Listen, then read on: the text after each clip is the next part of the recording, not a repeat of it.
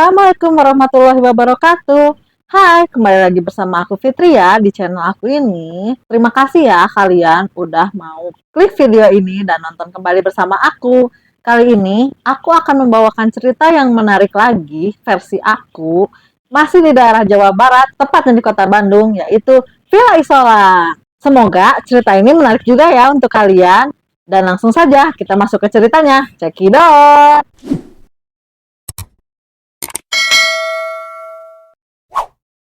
Villa Isola atau biasa disebut dengan Bumi Siliwangi untuk saat ini ya, adalah sebuah bangunan Art Deco terletak di bagian utara kota Bandung, Provinsi Jawa Barat, Indonesia, menghadap ke lembah dengan pemandangan kota. Villa Isola ini dibangun pada tahun 1933 milik seorang hartawan Belanda bernama Dominic Willem Beretti, biasa disebut dengan Raja Media Cetak. Kemudian bangunan mewah dijadikan rumah tempat tinggal ini dijual dan menjadi bagian dari Hotel Savoy Homan.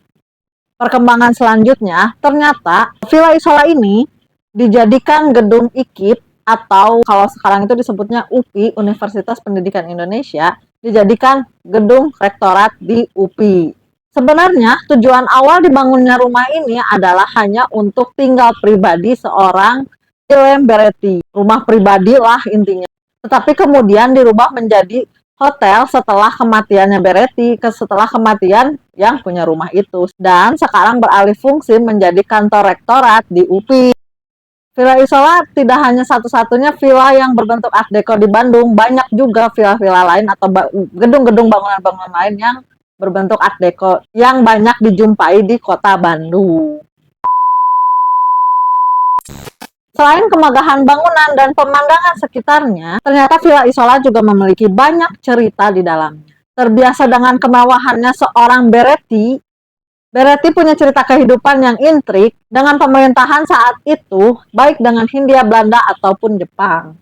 Sejak Villa Isola berdiri, Beretti tidak sempat tinggal lama di dalam villa tersebut. Sebagai seorang raja media cetak, dan karena memiliki kedekatan dengan pemerintah Hindia Belanda, maka surat kabarnya disinyalir menjadi salah satu corong pemerintahan Hindia Belanda. Namun, Beretti bermain mata karena ternyata ia juga memiliki kedekatan khusus dengan pemerintahan Jepang, yang tentunya membuat geram pemerintah Belanda. Karena itulah, maka dalam kehidupannya Beretti sering menyendiri dan enggan bertemu banyak orang. Villa Isola yang tenang dan damai inilah yang ia gunakan untuk berdiam diri. Hal ini dapat terlihat pada bagian nama dari Villa Isola tersebut, yang ditulis M Isolo e Vivo, yang artinya kurang lebih menyendiri untuk bertahan hidup.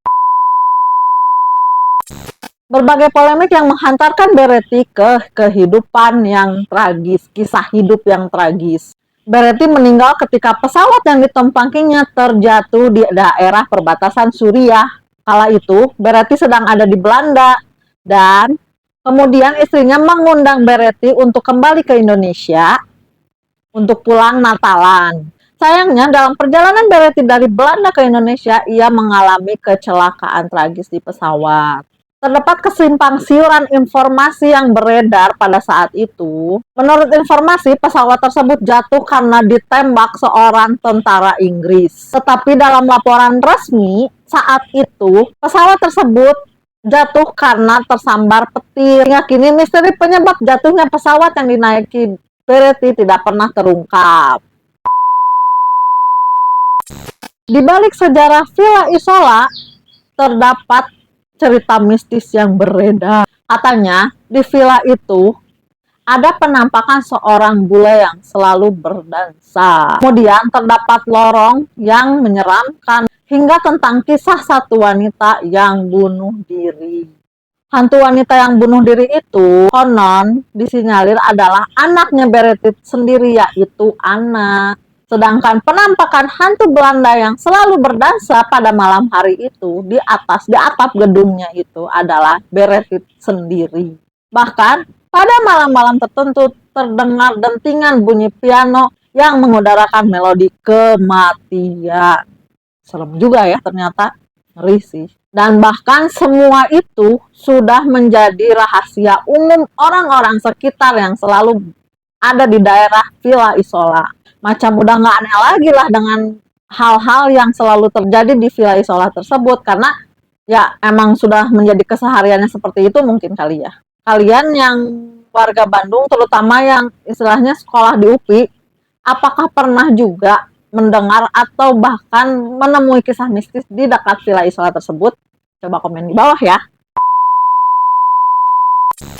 Ya, mungkin segitu dulu ya cerita tentang Villa Isola yang aku bawakan barusan.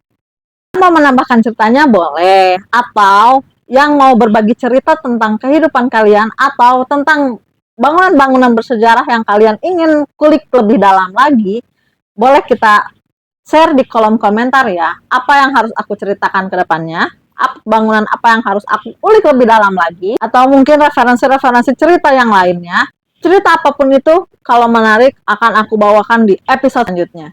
Dan terima kasih sudah nonton. Aku Fitria, pamit undur diri dan see you in the next video. Bye-bye. Assalamualaikum warahmatullahi wabarakatuh.